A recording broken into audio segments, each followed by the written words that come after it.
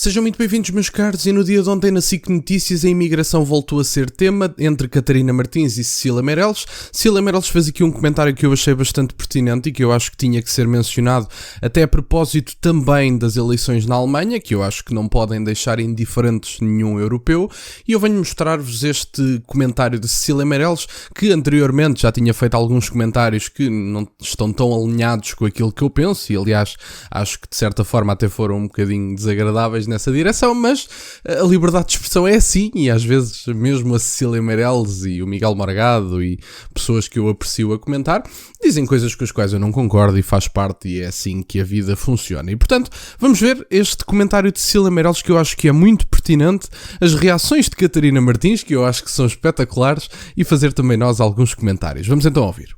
A Catarina Martins, deixa-me só aqui colocar-lhe uma ideia de que ela estava a dizer e que eu acho interessante, que é os partidos, falava do Lincoln, mas os partidos que não vergam nos seus princípios, naquilo que exigem, é um ato de coragem. Acha que é um ato de coragem os partidos hoje em dia dizerem não, nós temos uma posição firme sobre imigração, é esta que nós defendemos? Acha que isso já é um ato de coragem?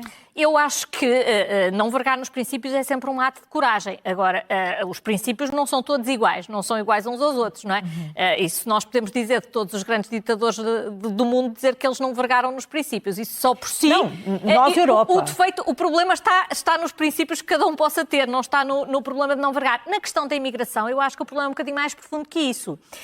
Se me diz assim, nós não devemos vergar no princípio de que as pessoas não devem ser discriminadas em função da sua origem, em função da sua cor da pele, em função do seu meio social, eu estou absolutamente de acordo. Agora, nós imaginarmos que na Europa que é possível entrar, e estamos a falar da Alemanha, em que em 2023, eu vi os dados, entrou 1 ou 2 milhões de pessoas, em que sistematicamente há um aumento grande de população, e esse aumento é de uma população muito diferente e que não se integra, nem se pode integrar pela velocidade a que está a aumentar, eu acho que isto foi criar um problema social gravíssimo. E acho que o grande drama da Europa é que a nossa demografia e o facto de termos tido poucos filhos originou que fosse preciso uma entrada grande de população.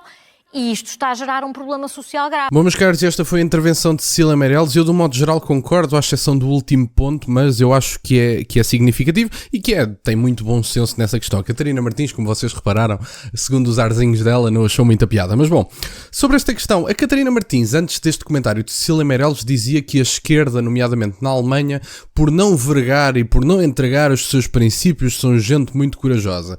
Quando a direita faz a mesma coisa, são fascistas.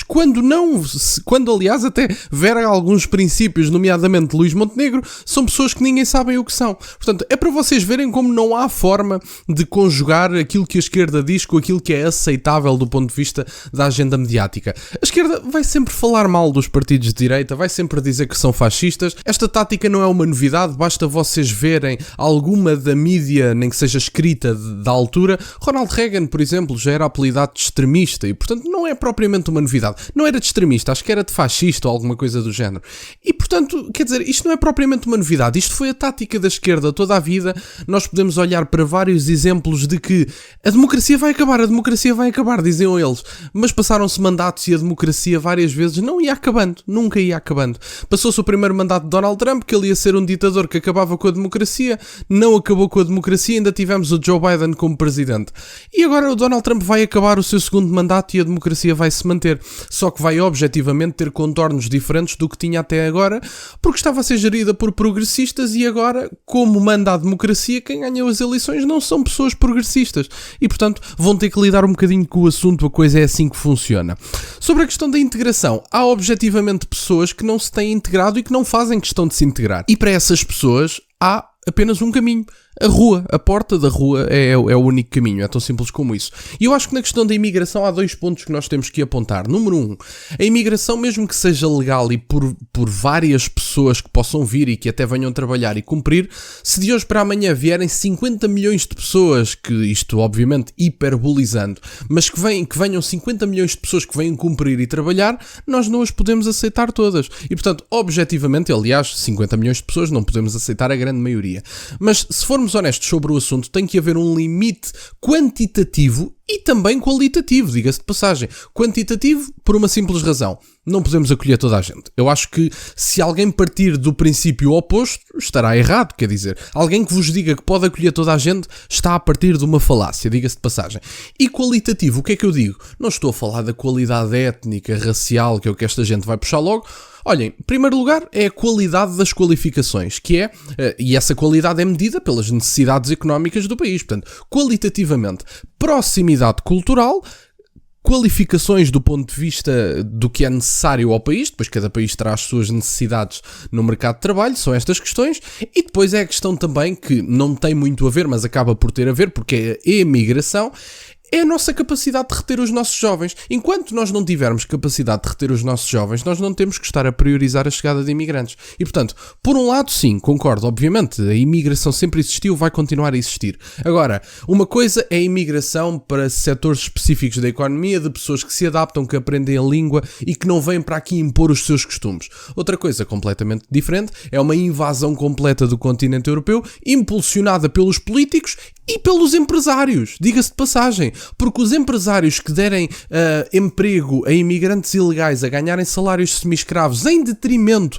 daqueles que são jovens nacionais, são cúmplices desta situação. Temos que ter aqui o princípio da autorresponsabilidade. Agora podem dizer, bom, mas os incentivos económicos, politicamente falando, vão gerir a forma como a coisa é tratada do ponto de vista empresarial. Eu concordo parcialmente, mas temos que assumir aqui princípios de autorresponsabilidade. Obviamente que há incentivos económicos, mas convenhamos, porque é que estas pessoas têm que ter legitimidade? Falo de empresários, não falo só da questão dos imigrantes. Porque é que os empresários porque é que haveria de ser legítimo que os empresários escolham mão de obra semi-escrava num país dito civilizado em detrimento de escolherem os jovens nacionais que vão querer, obviamente, o seu devido salário, seja em mão de obra mais qualificada, seja em mão de obra menos qualificada, porque há muitos jovens que vão para a Suíça, Luxemburgo, seja onde for, e vão fazer trabalhos menos qualificados, só que fazem-no por salários mais adequados e em países onde conseguem sair de casa antes dos 30 anos. E, portanto, eu acho que há aqui vários fatores. Os empresários, os políticos e os próprios imigrantes, obviamente. Partindo de um ponto de vista de uma responsabilidade individual, eu também não posso deixar de imputar responsabilidade a um imigrante que chega aqui e impõe os seus costumes.